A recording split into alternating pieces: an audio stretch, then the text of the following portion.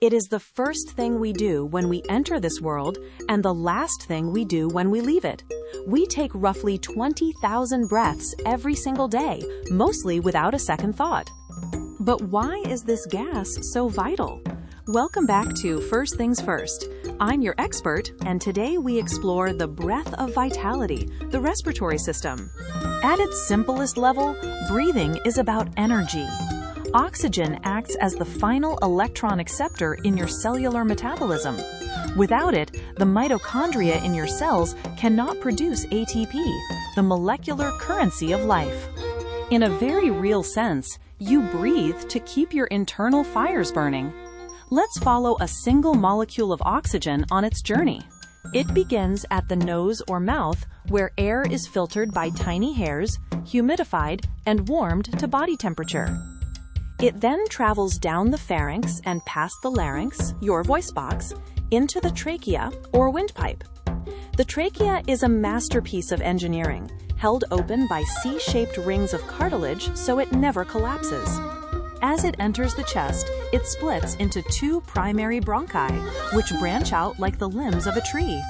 These branches get smaller and smaller, turning into bronchioles, eventually reaching the deepest corners of your lungs. This vast bronchial tree ensures that air reaches every available square inch of respiratory surface. At the very tips of these branches are the alveoli, 300 million microscopic air sacs. If you were to spread them all flat, they would cover the surface of an entire tennis court. This is the exchange zone.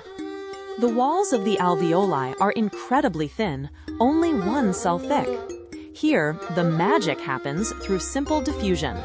Oxygen jumps across this microscopic barrier into the waiting red blood cells in your capillaries. Simultaneously, carbon dioxide, the waste product of your metabolism, crosses back into the alveoli to be carried away. It is a silent, constant swap that keeps your blood fresh and your cells energized. But how do we actually move the air? Your lungs don't have muscles of their own. Instead, they rely on the diaphragm, a powerful dome-shaped muscle sitting right below them. When the diaphragm contracts, it flattens out, increasing the volume of your chest and creating a vacuum that pulls air in. Unlike your heart, you can control this rhythm. Let's try it now with a box breathing technique. Inhale for 4 seconds, hold for 4, exhale for 4, and hold for 4. By consciously moving your diaphragm, you can actually signal your nervous system to lower your stress levels. It's the only part of your autonomic system you can manually override. Our respiratory system is incredibly adaptive. Whether you're at high altitudes where oxygen is scarce or sprinting for a bus, your lungs and brain work in perfect harmony to adjust your pace. We've journeyed from the microscopic cell to the vast network of the lungs, seeing how life is sustained by a single, steady stream of air. In our next episode, we'll see how the body processes the fuel that keeps this whole system running. If you found this breath of fresh air helpful, like this video and subscribe to *Echoes of Earth for your daily dose of discovery. I'm your expert, and I'll see you next time.